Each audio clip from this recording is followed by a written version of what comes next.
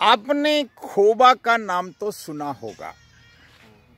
खोबा जहां पहले सिरोही बसता था। जिस देवनगरी सिरोही को आज हम देखते हैं, वहां पहले सिरोही नहीं बसता था, वो खोबा में बसता था।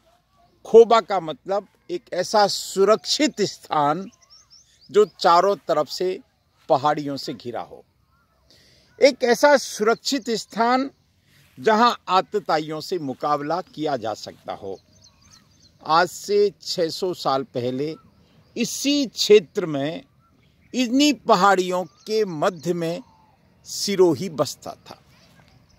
ये उनकी सोच रही होगी कि ऐसे स्थान पे बसा जाए जहाँ सुरक्षा हो, जहाँ पानी हो, जहाँ पर्यावरण हो, जहाँ खूबसूरती हो, जहाँ स्वास्थ्य हो, जहाँ आनंद हो, जहाँ आराम हो।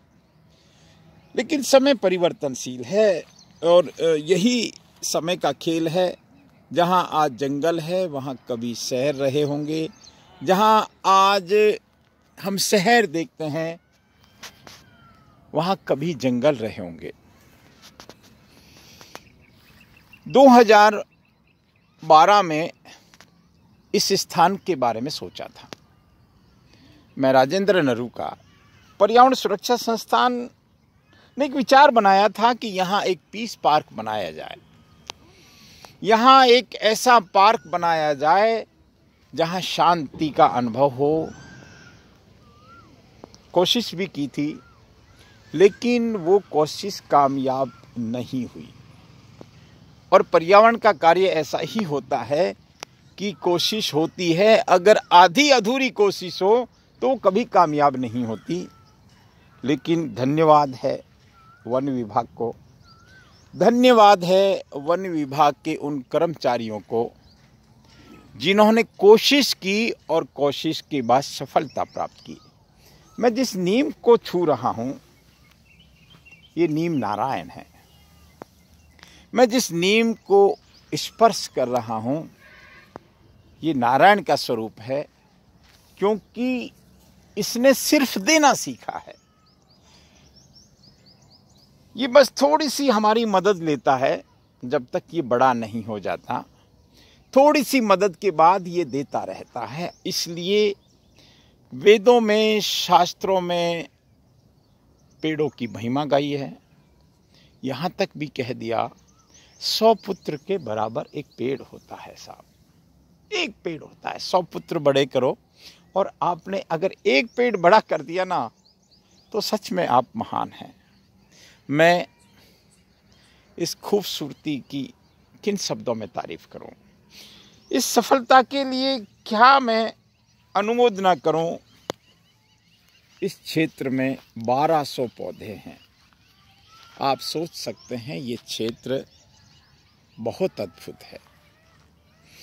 आप सोच सकते हैं यहाँ पानी की व्यवस्था, यहाँ पशुओं से पेड़ों की सुरक्षा, यहाँ रहने वाले भाई, मैं इस भाई को भी वंदन करता हूँ। वन विभाग का ये कर्मचारी है, ये यहाँ झोंपड़ी बनाकर रहता है, आदिवासी है। और आदिवासियों के हमारे ऊपर एहसान है, ऋण है, क्योंकि प्रकृति के ये रक्षक तो होते हैं। आप इस नीम को देखिए, इस नीम नारायण को देखिए। ये नीम ऑक्सीजन देता रहता है साहब। ये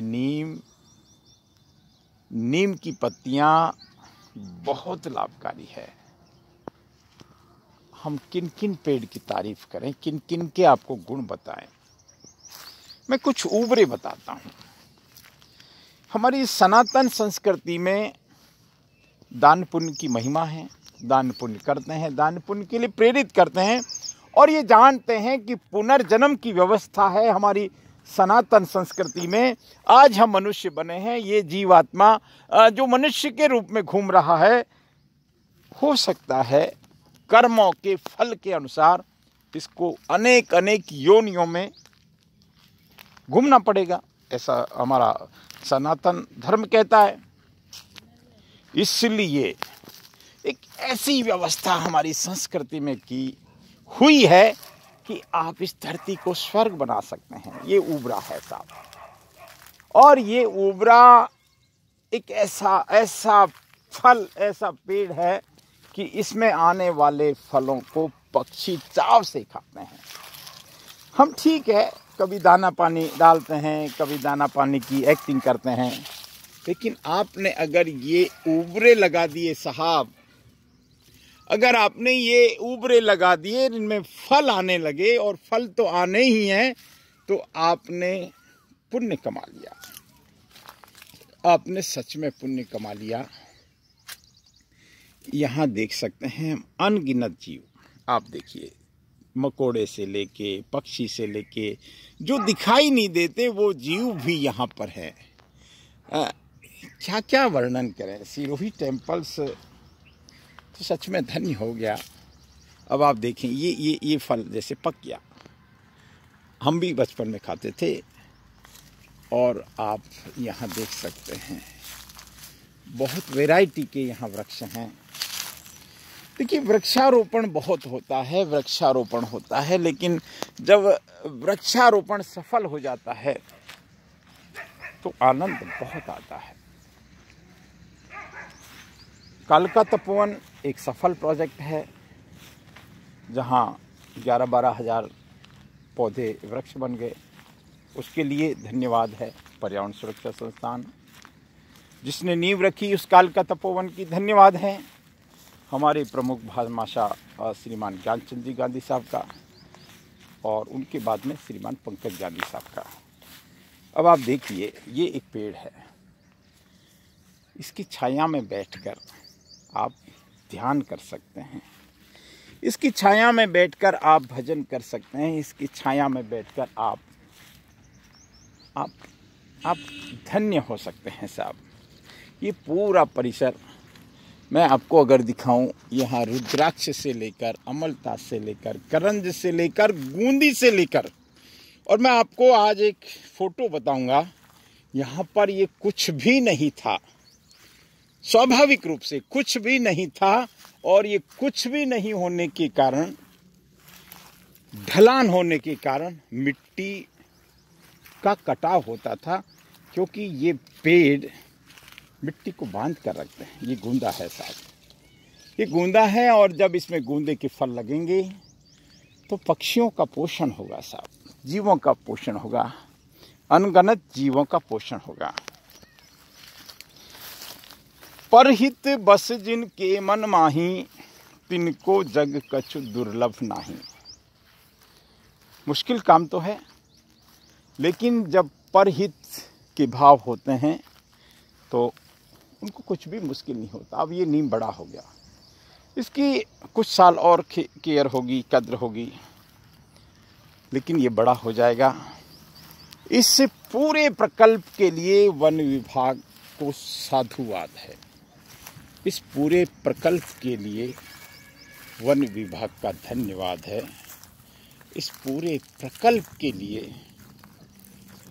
वन विभाग ने जो ये सुंदर कार्य किया, एक पुष्प के साथ।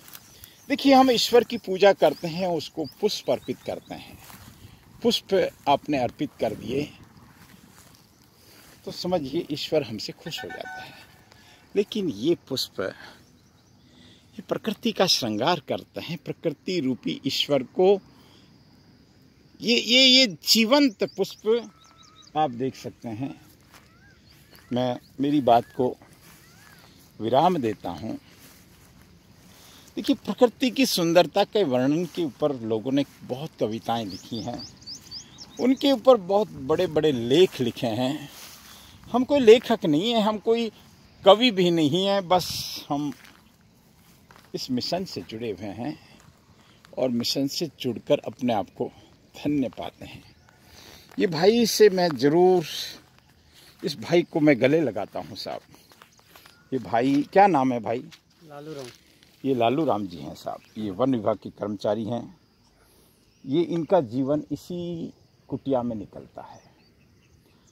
दुनिया में देखिए, सुखों की कोई सीमा नहीं है, दुनिया में चाहतों की कोई सीमा नहीं है, लालसा की कोई सीमा नहीं है, लेकिन जब इस तरह की कुटिया में जीवन निकलता है तो समझिए ये संत के लक्षण हैं।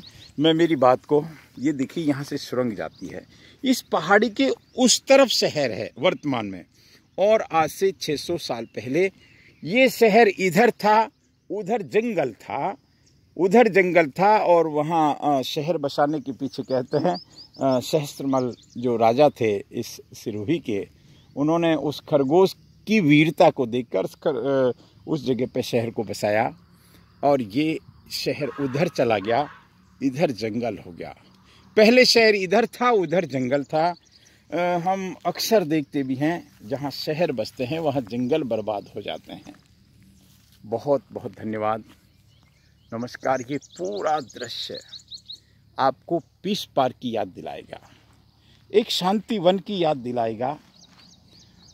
बेशक ये जंगली पौधे हैं, बेशक ये, लेकिन ये दिन रात इस प्रकृति के संरक्षण में बहुत मददगार है। नमस्कार।